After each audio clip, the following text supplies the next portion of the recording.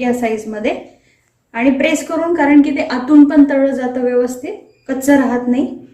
अशा प्रकारे वडे बनवून घ्यायचे. तेलात सोडते वडा.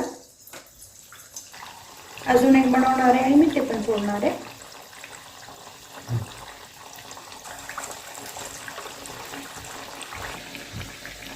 हे अशा प्रकारे तळून घ्यायचे दोन्ही साईडनी.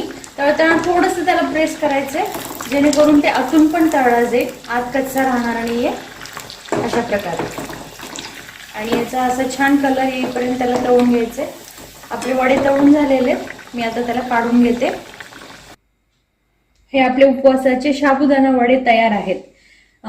ह्याला आपण गोड दह्यासोबत खाऊ शकतो, शेंगदाण्याच्या चटणी सोबत खाऊ शकतो. रेसिपी कशी वाटली हे जरूर कमेंट करून कळवा आणि माझ्या चॅनलला सबस्क्राईब करायला विसरू नका आणि शेअरही करा. धन्यवाद.